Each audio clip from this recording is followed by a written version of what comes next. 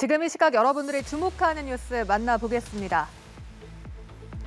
한동훈 법무부 장관 차기 총선에 출마할까요? 여권에서 한 장관 러브콜이 잇따르고 있습니다. 2024년 4월 총선까지 아직 상당한 시간이 남았지만 벌써 국민의힘에선 한 장관의 여의도 대비를 재촉하는 목소리가 커지고 있는데요. 지난 법무부 국정감사에서 나온 출마 계획이 있느냐란 질문에 한 장관, 제가 여기서 그런 말씀을 왜 들어야 하는지 모르겠지만 현재 그런 생각은 없다고 답한 바 있죠. 출마설에 선을 그은 셈이지만 정치권 안팎에선 현재는 이란 전제에 주목하며 향후 입장을 바꿀 수 있다는 여지를 뒀다는 해석이 따르기도 했습니다. 고속버스 수화물 서비스로 필로폰을 거래한 일당이 검거됐습니다. 서울경찰청 마약범죄에 수사대는 필로폰 판매자 21명과 구매자 48명을 검거했다고 밝혔습니다. 구매자 대부분은 이 필로폰을 텔레그램을 통해 사고 속칭 던지기 수법으로 받은 것으로 조사됐는데요. 이 던지기는 특정 장소에 마약을 미리 놔두고 구매자가 찾아가게 하는 비대면 거래 방식입니다. 이들이 버스 수화물 배송 서비스를 이용한 건 유통 단계를 복잡하게 해서 신원 추적을 최대한 피하기 위해서라고 하는데요. 결국 경찰의 1년이 넘는 수사 끝에 택배를 맡긴 이들은 물론 마약 거래선이 전부 특정됐습니다. 경찰은 아직 검거하지 못한 윗선 2명을 추적하는 한편 해외로 도주한 피의자에 대해 인터폴 적색 수배를 요청했습니다. 법원 판결 전에도 스토킹 범죄자에게 전자장치를 부착해서 2차 가해를 막을 수 있는 길이 열립니다. 법무부는 오늘 이 같은 내용의 스토킹 처벌법 개정안을 입법 예고했는데요. 가해자가 피해자에게 접근하는 것을 막기 위한 잠정 조치에 위치 추적 전자장치 부착을 추가하고 이 조치를 어긴 가해자의 처벌 수위도 높이도록 했습니다. 신당역 스토킹 살인에서 문제가 된 피해자가 처벌을 원하지 않으면 기소할 수 없도록 한 이 반의사 불벌죄도 폐지하는데요. 온라인에서 피해자 등의 개인정보를 제3자에게 제공, 배포하는 행위 등을 처벌하는 이 온라인 스토킹 처벌 규정도 새로 담겼네요. 앞으로 KTX와 지하철 등 열차 안에서 다른 승객을 폭행하면 합의 여부와 관계없이 최대 징역 3년형에 처해질 수 있습니다. 그동안 열차 내 폭행에 대한 처벌이 약하다 이 지적이 많았는데요. 철도 안전법상 따로 처벌 규정이 없어서 폭행 시 2년 이하 징역에 처하고 합의하면 처벌할 수 없다는 형법 조항을 적용해야 했기 때문이죠.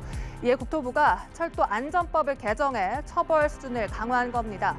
승무원이 제지할 수 있는 열차 내 금지 행위에 폭행을 추가했고 앞으로 철도 승무원은 보디캠을 달고 철도 경찰에는 고무탄총이 지급됩니다.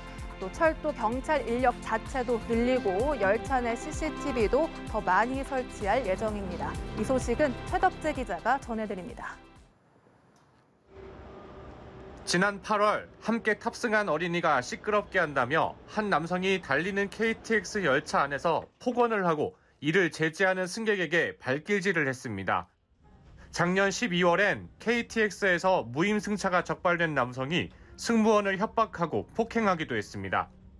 이런 철도 범죄는 2011년 1,040건에서 작년 2,136건으로 10년 새 2배 넘게 늘었습니다. 이에 국토교통부는 철도안전법을 개정해 처벌을 강화합니다. 지금은 피해자와 합의하면 처벌할 수 없고 징역도 2년 이하까지만 가능한데 앞으로는 합의 여부와 상관없이 3년 이하 징역에 처하도록 하는 게 골자입니다. 항공 안전에 준하는 상태의 철도 주변에서의 질서와 공중에 대한 위해를 적극적으로 예방하려고 하는 조치가 아닌가 생각됩니다. 또 기존 테이저건이나 가스 분사기는 흉기 난동 시 제압 효과나 정확성에 문제가 있다고 보고 철도 경찰에게 고무 탄총을 지급하기로 했습니다. 코레일톡 등 스마트폰 승차권 어플리케이션에는 신고 버튼을 만들고 11월까지 열차 승무원들에게 바디캠도 지급합니다. 열차 내 질서지나 이런 거 할 때도 좀 더 안전하게 느낄 것 같아요. 승객들도 더 안심하고 열차 이용할 수 있을 것 같고요. 국토부는 이와 함께 철도 경찰 인력을 확충하고 내년 상반기까지 고속 열차와 일반 열차 내 CCTV도 더 늘릴 계획입니다. 연합뉴스 TV 최덕재입니다. 벌써 첫 얼음이 관측됐습니다. 올가을 첫 얼음인데요. 작년보다 이틀 늦었지만 평년에 비해 보름이 빠른 겁니다. 얼음이 얼 정도로 추워진 날씨 체감하셨을 텐데요. 서울을 비롯한 내륙 지역의 아침 기온 5도 안팎에 그쳤습니다. 내일 새벽까지 차가운 북풍이 계속 불어 아침까지 춥겠고요. 오후부터 추위가 누그러집니다. 금요일이 돼서야 기온이 평년 수준으로 돌아가겠는데요. 뚜렷한 비 소식도 없어서 대기가 많이 건조합니다. 산불 등 각종 화재 예방에도 주의가 필요하겠습니다. 이 소식은 김동혁 기상전문기자가 알려드립니다. 도심공원에 알록달록한 꽃이 가득합니다. 형형색색의 단풍도 거리를 화사하게 수놓아 도심 풍경은 완연한 가을입니다. 반면 때이른 추위를 버티려 도톰한 외투에 장갑까지 등장하는 등 날씨는 영락없는 초겨울입니다. 서울에서는 평년보다 보름 빠르게 물이 얼었고 수원과 안동에서도 올가을 첫 얼음이 관측됐습니다.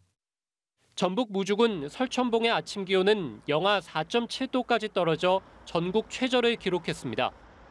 강원 대관령과 전북 장수군, 충북 제천군 등에서도 영하권을 보이는 등 올가을 들어 가장 많은 지역에서 영도를 밑돌았습니다.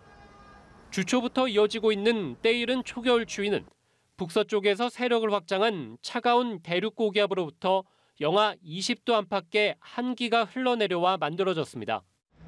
중위도까지 내려온 대륙 고기압이 찬 성질을 잃어가면서 기온도 점차 오름세를 보이겠습니다. 우리나라는 이동성 고기압의 영향으로 맑은 날씨를 보이면서 전국적으로 기온이 전날보다 2, 3도가량 오르겠지만 일교차가 15도 내외로 크게 나타나겠으니 기상청은 다만 다음 달 중순까지 예년보다 추운 날이 많을 것으로 보인다며 급격한 기온 변화에 건강을 잃지 않도록 유의해달라고 당부했습니다. 연합뉴스TV 김동혁입니다.